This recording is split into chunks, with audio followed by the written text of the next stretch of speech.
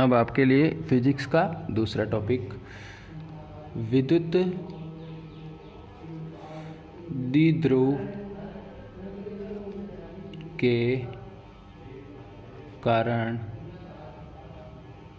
किसी बिंदु r, theta पर विद्युत क्षेत्र की तीव्रता का मान, ये आपके पास सिद्ध करना है, आपको का मान या स्थापित करना है या निकालना है। तो पहले आपको सीधा सीधा इसका डायग्राम बनाना पड़ेगा। ये एक जेड एक्सिस, ये एक्स एक्सिस, और यहाँ पे ये कोई बिंदु मान, ऐसे जेड मान लेते हैं, ये इसकी लंबाई जेड है, और ये आर है जो कि है x square plus z square का रूट, क्योंकि ये एक्स एक्सिस है और ये जेड एक्सिस है, तो ये आर इसका यही होगा। और ये कोई बिंदु है एफ है, पी मान लेते हैं, पी बिंदु है एक्स जेड, और ये कोण थीटा, ये कोण अल्फा, और ये प्लस क्यू, ये माइनस क्यू, और ये ओ बिंदु, यहाँ से यहाँ तक ये ए, ये बी। अब आपको सीधा सीधा पहले लिखना है, माना एक द्विध्रुव, मतलब दो ध्रुव हैं जिसके ए बी, जेड एक्सिस, ये जेड एक्सिस के अनुदिश स्थित हैं। हमने क्या कहा, माना एक द्विध्रुव ए बी जेड एक्सिस के अनुदिश स्थित है। द्विध्रुव के केंद्र से थीटा कोण बनाते हुए, द्विध्रुव के केंद्र से, द्विध्रुव के केंद्र से थीटा कोण बनाते हुए r दूरी पर स्थित बिंदु P पर विभव, ये इम्पोर्टेंट है। अगर आपने ये पहला निकाल लिया ना, तो शुरू ही यहाँ से प्रश्न होगा। विभव फाई बराबर K P cos theta R square, equation number 1। बस अब अपने को याद रखना है, क्योंकि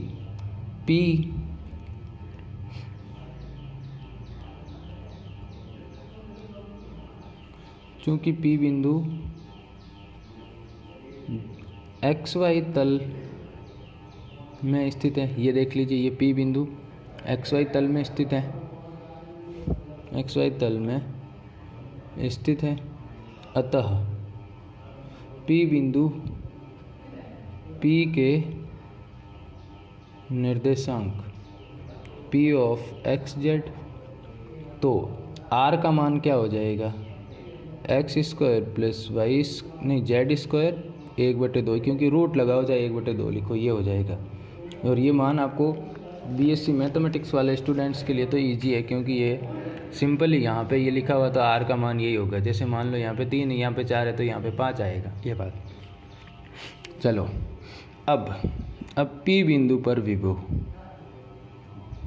बिंदु P बिंदु पर विभव फाई बराबर K P R cos theta बटे हुए आर क्यूब। तो क्या हो जाएगा, ऊपर हमने आर दोनों तरफ गुणा करवा दिया। अब अपन देखते हैं कि z बराबर ध्रुवीय में हो जाएगा z बराबर आर कोस थीटा, z का मान, और r बराबर x square plus z square की पावर 1/2, ये मान होते हैं चूँकि इधर साइड में। तब यहाँ पे ये z का मान ये वाला हो जाएगा ना, यहाँ पे अपन z लिख सकते हैं। तो फाई बराबर के पी जेड बटे हुए आर का ये पूरा मान एक्स स्क्वायर जेड स्क्वायर, 3 घात तो थी तो 3/2 यानी डेड हो जाएगी आधी। और ये अब अपने को अगला देखना है कि विद्युत क्षेत्र की तीव्रता एवं विभव में संबंध क्या होता है। विद्युत क्षेत्र की तीव्रता व विभव में संबंध से इन दोनों के बीच जो रिलेशन है वो एप्सिलॉन माइनस डेल फाई। तो अपन इसको सदिश में लिख देते हैं, तो minus i cap del phi x plus j cap del phi del y plus k cap del phi del z. अतः पी बिंदु पर तीव्रता का एक्स घटक, अतः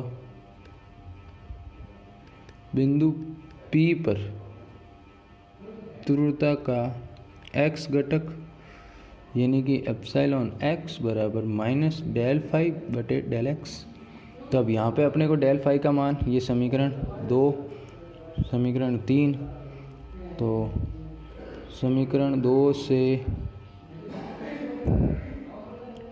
फाई का मान रखने पर तो ये हो जाएगा minus del F of del X F of क्या के पी जेड बटे एक्स स्क्वायर जेड स्क्वायर 3/2। अब इसको के पी जेड को तो ये अचर है बाहर निकाल दिया। अब इसका जो है वो इसका अवकलन करना है।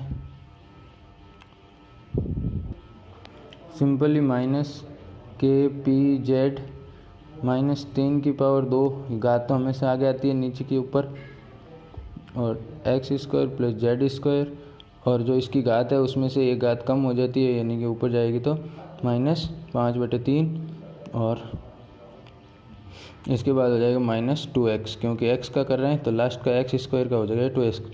तो ये 2 से ये 2 कट गए और ये माइनस माइनस आगे आके फिर से माइनस प्लस हो जाएगा। ये तो माइनस माइनस कट गया,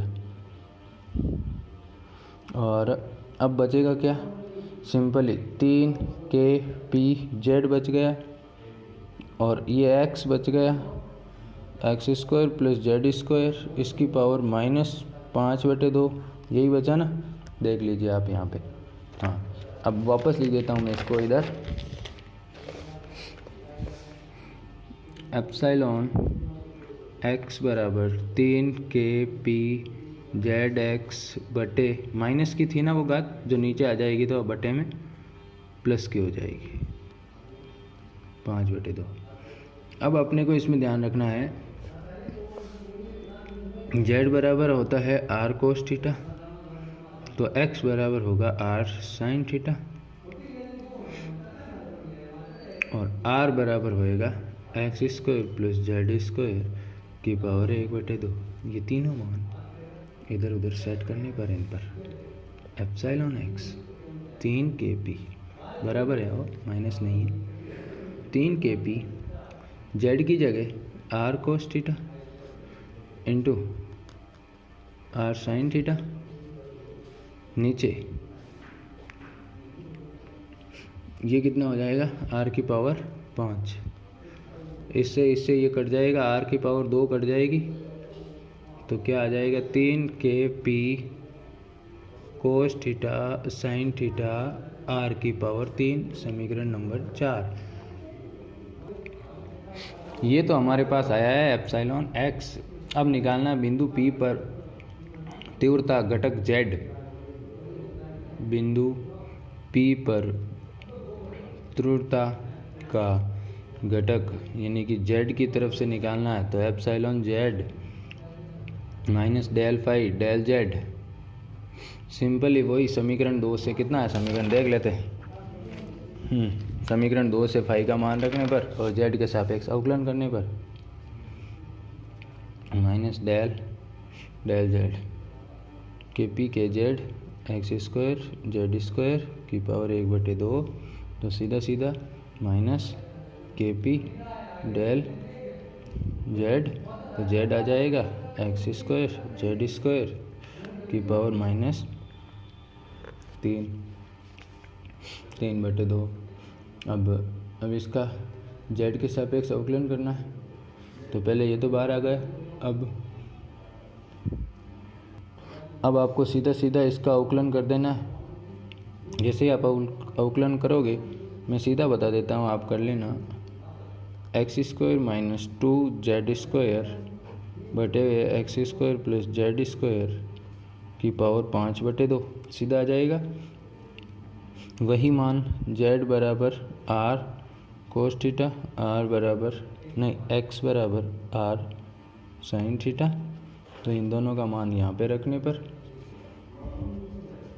एप्सिलॉन z बराबर KP 2r square cos square theta minus r square sine square theta बटे r की घात 5। इसमें से r स्क्वायर कॉमन ले लेंगे, ये कट जाएगा तो r क्यूब बच जाएगा। अब हो जाएगा एप्सिलॉन z बराबर KP 2 कोस स्क्वायर में से 1 माइनस कोस स्क्वायर थीटा बटे r क्यूब। ये r कॉमन आ गया और इसको अपने साइन स्क्वायर को 1 माइनस कोस स्क्वायर में चेंज कर दिया। अब इसको कोष्टक खोलेंगे, ये माइनस हो जाएगा, ये प्लस हो जाएगा, ये दोनों जुड़ के कितने हो जाएंगे 3 कोस स्क्वायर माइनस 1 बटे r क्यूब, समीकरण नंबर 5। अब है क्योंकि विभव फाई y के निर्देशांक पर निर्भर नहीं है, अतः del phi upon del y बराबर 0।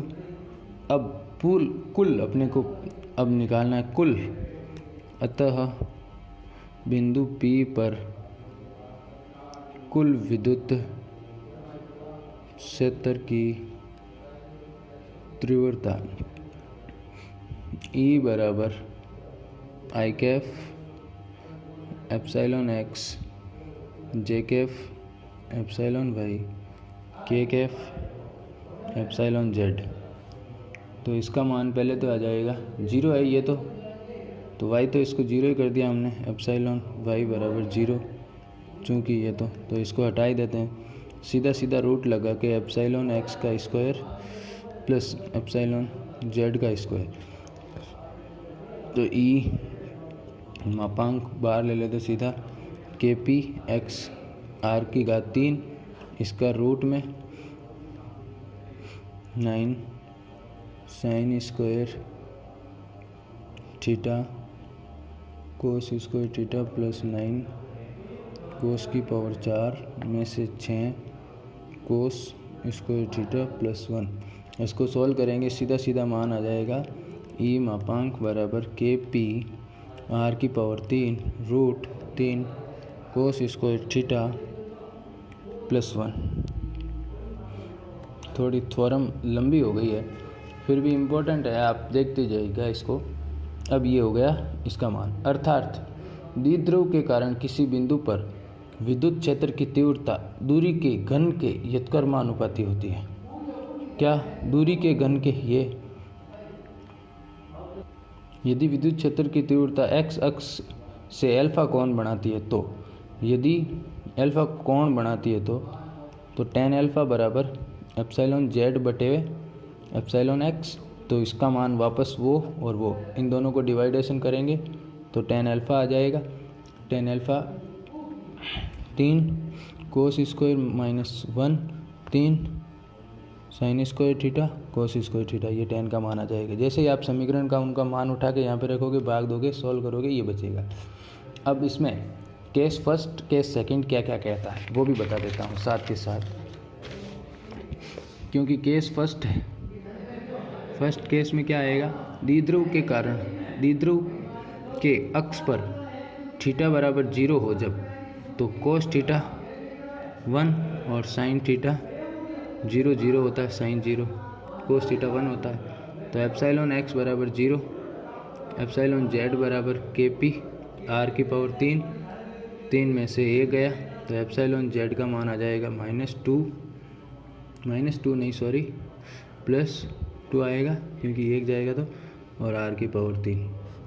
लास्ट में z अक्ष है तो इसके ऊपर k कैप, और x का तो साइन 0 हो गया तो 0 हो गया, y तो वैसे ही है ही नहीं तो एप्सिलॉन z, y तो इसका कोई मतलब ही नहीं।